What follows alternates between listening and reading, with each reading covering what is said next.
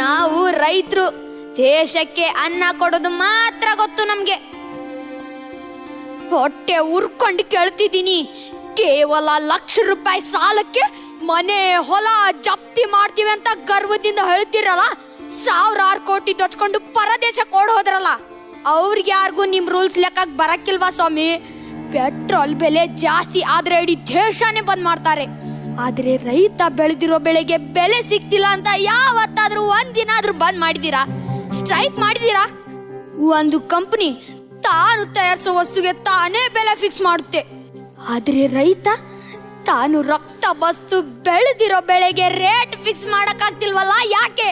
ಇಲ್ಲಿ ಕಷ್ಟಪಟ್ಟು ಬೆಳೆ ಬೆಳೆಯೋ ರೈತರಿಗಿಂತ ಮಧ್ಯ ನಿಂತು ವ್ಯಾಪಾರ ಮಾಡೋ ದಳ್ಳಾಳಿನೇ ಜಾಸ್ತಿ ಸಂಪಾದನೆ ಮಾಡ್ತಾನೆ.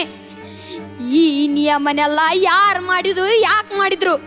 ಒಟ್ನಲ್ಲಿ ರೈತರಿಗೂ ಉಪಯೋಗ ಆಗೋ ಯಾವ ನಿಯಮನೂ ವ್ಯವಸ್ಥೆ ಇಲ್ಲಿಲ್ಲ ಅನ್ಸುತ್ತೆ. ದೇಶ ನಮ್ ಬಗ್ಗೆ ಯೋಚನೆ ಮಾಡದೆ ಇದ್ರು ದೇಶದ ಹೊಟ್ಟೆ ತುಂಬಿಸ್ತಾ ಇದೀವಿ. ಆದ್ರೆ ನೀವೆಲ್ಲ ಸೇರಿ ನಮ್ಮ ಹೊಟ್ಟೆ ಮೇಲೆ ಹೊಡಿತಿದ್ದೀರಲ್ಲ. ಒಂದು ಸಲ ರೈತ ವ್ಯವಸಾಯನ ಬಿಡೋ ನಿರ್ಧಾರ ಮಾಡಿದ್ರೆ ಈ ದೇಶದ ಪರಿಸ್ಥಿತಿ ಹೇಗಿರುತ್ತೆ ಅಂತ ಯೋಚನೆ ಮಾಡಿದ್ದೀರಾ? ಯೋಚನೆ ಮಾಡಿಲ್ಲಲ್ಲ.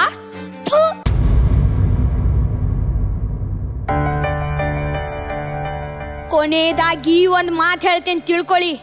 ಯೋಧ ಇಲ್ದಿರೋ ಸೈನ್ಯ, ರೈತ ಇಲ್ದಿರೋ ದೇಶ ಯಾವತ್ತೂ ಉದ್ಧಾರ ಆಗಲ್ಲ, ಯಾವತ್ತೂ ಉದ್ಧಾರ ಆಗಲ್ಲ.